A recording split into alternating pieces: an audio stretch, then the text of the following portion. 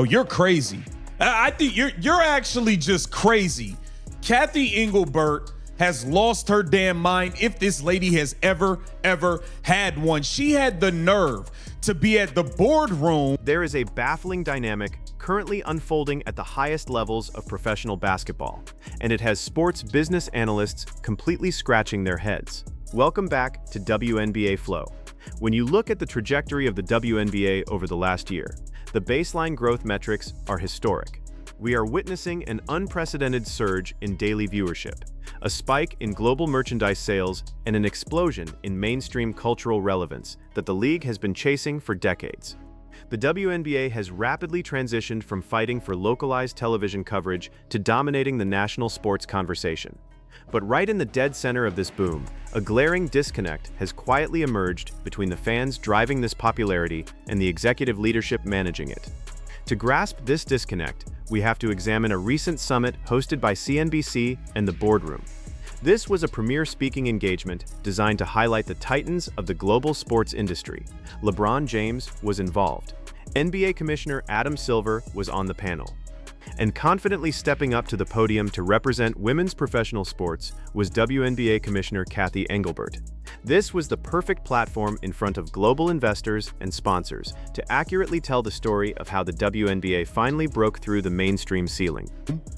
And CNBC, in conjunction with the Boardroom, they had a speaking engagement where they had Adam Silver, LeBron James, Cathy Engelbert, a bunch of higher-ups in the sports world came through for this speaking engagement. And Cathy Engelbert had the nerve to step to the podium and give everybody credit for the growth of the WNBA except Caitlin Clark. Have you lost your damn mind? You are nuts. Adam Silver has just stepped in. But here is the critical question keeping the sports business world awake. Is the WNBA actively trying to market a collective ensemble at the exact moment they possess a generational megastar? Or is this a calculated blind spot that is alienating the millions of brand new fans? When I came in, I think we had 80 of our 240 games on national platforms. Now this year, we'll have over 220. Cathy Engelbert at the CNBC Boardroom event. When Commissioner Engelbert took the microphone to explain the sudden influx of attention, her answer was detailed, corporate, yet fundamentally incomplete. She thoughtfully highlighted the convergence of new institutional investment capital, specifically mentioning influential figures like Kristen Cook, who are looking at women's sports as a standalone asset class. Engelbert spoke extensively about scaling the professional game, noting that the league expanded its broadcast footprint to well over 200 games across major networks. She pointed to the surge in international talent, citing that the league evolved from roughly 8% international players at its inception to about 30% today. She even took a moment to give a respectful shout-out to veterans of the game, referencing Phoenix Mercury guard Diana Taurasi as the greatest of all time. Nuts of a commissioner. She needs to be fired. Can this league grow? And now I see op-eds that are like, the league is growing too fast. Are you surprised at all about the speed of this movement, or was there a tipping point that told you that we were going to be here this soon? Yeah, I think there was like a shout out for the GOAT here, Diana Taurasi. I think there was like a moment where there was the convergence of a lot of different things. People like Kristen Cook looking at investment in women's sports. These are all legitimate data points. The international growth of the women's game is real. The corporate investment is expanding the league's financial baseline. But as sharp analysts were quick to point out, listening to this comprehensive list of achievements felt exactly like listening to a fire chief describe the atmospheric conditions of a raging bonfire while purposefully refusing to mention the person who just poured gasoline all over the wood.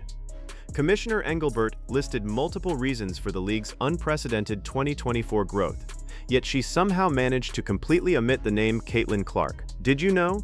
Through the first 2 months of the season, the WNBA recorded a staggering 156% increase in overall merchandise sales. This specific, noticeable omission is what has sparked such an intense debate across the sports media landscape.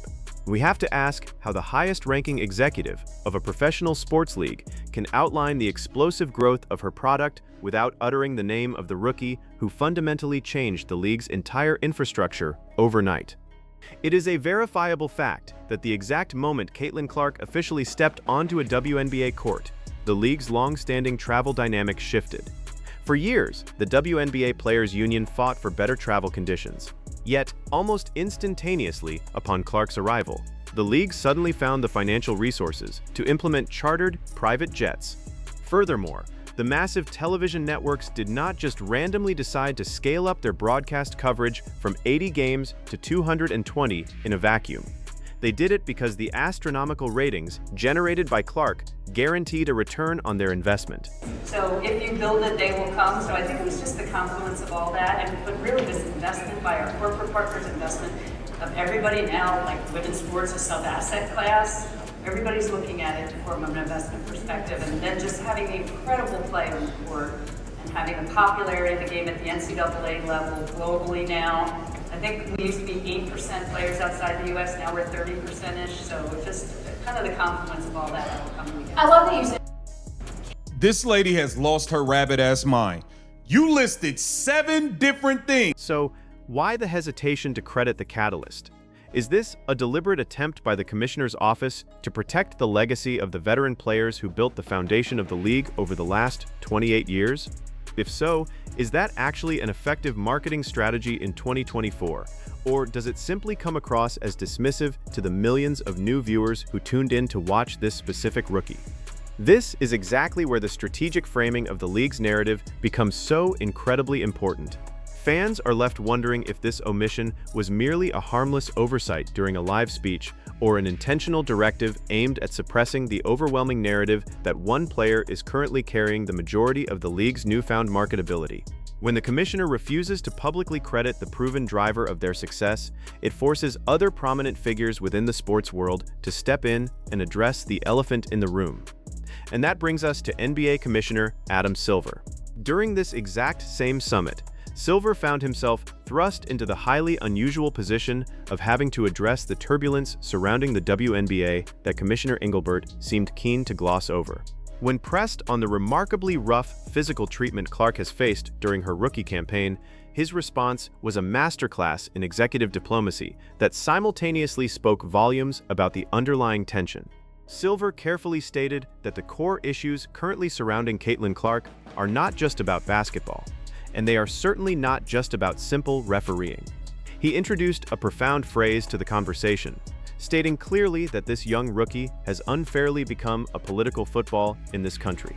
She has become a bit of a political football in this country, and I think it's incredibly unfair to her. It's become political ping-pong with her. And she's a young woman who's trying to improve her game. Adam Silver at the CNBC boardroom event. Think about the sheer gravity of that statement coming directly from the most influential executive in global professional basketball. Adam Silver is openly acknowledging that an athlete who is fundamentally just trying to navigate her rookie season has been drafted into exhausting cultural and political debates that have nothing to do with executing pick-and-roll coverage. Okay. The CNBC report, the report says that effectively the WNBA was not necessarily going to penalize Thomas.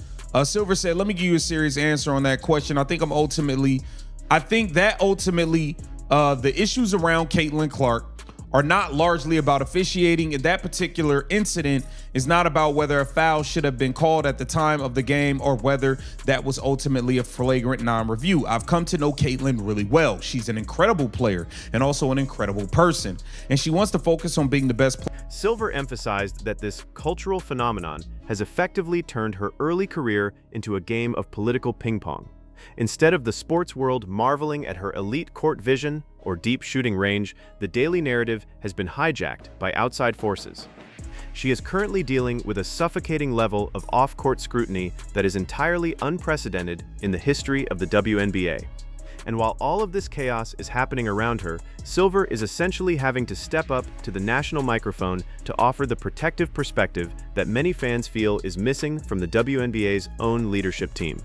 This fascinating dynamic reached a boiling point when the conversation shifted to the highly publicized on-court physical incidents, most notably the aggressive foul involving Connecticut Sun veteran Alyssa Thomas. The CNBC reporter directly asked Silver whether he felt compelled to personally step in and address the excessive physical liberties being taken against the WNBA's biggest television draw. To say you stepped in, Silver said, "I'm not going to comment on that because I don't think it's fair to Caitlin and to Cathy Engelbert either." He didn't say no. He did not say no. He didn't say no. If he would have said, if he didn't step in, he'd have just been like, "No, I didn't have to step in on that." No, that's false. He didn't say that. He said, "I'm not going to comment on it because I don't think it's fair to Caitlin and to Cathy Engelbert either." I think that's not the real issue here. What people are trying to make a larger issue around that, not as to whether that was a flagrant foul or not. Obviously, Silver's calculated response to this pointed question is a fascinating study in modern corporate communication. He looked at the reporter and said, "I'm not going to comment on that because I don't think it's fair to Caitlin and to Cathy Engelbert either." In the meticulously calculated world of media relations, a non-denial of that magnitude is deafeningly loud. You have to pay close attention to exactly what he did not say in that moment. He did not say, "No, I absolutely did not step in."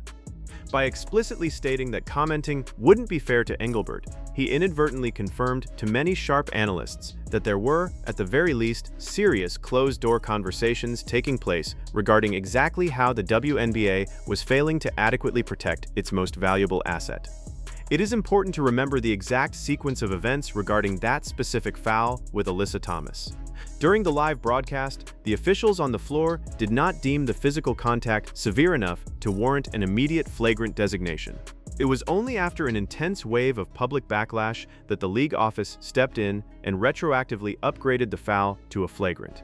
Silver transparently acknowledged this timeline during the summit, stating clearly that while there is undoubtedly a lot of ongoing work to do regarding the consistency of officiating, there is an immediate opportunity right now for the league to simply support Caitlin Clark. He pleaded for the basketball ecosystem to just let her be the best basketball player she can be, stripped of the exhausting political baggage. This deeply revealing sequence of events forces us to critically examine the current state of WNBA leadership. Is the league's front office fundamentally equipped to properly handle a superstar of this immense magnitude? When you have a sports product that is scaling at an unprecedented rate, bringing in millions of new viewers, your executive leadership must be incredibly agile and willing to embrace the shifting realities of the open market. You cannot fight against the tide that is lifting your entire ship. If the commissioner is widely perceived as being defensive or unwilling to champion the player who is filling arenas and securing record-breaking television deals, it instantly creates a highly dangerous void in leadership. It sends a confusing message to corporate partners, and more importantly, it sends a discouraging message to the massive new fan base that the league has spent decades begging to arrive.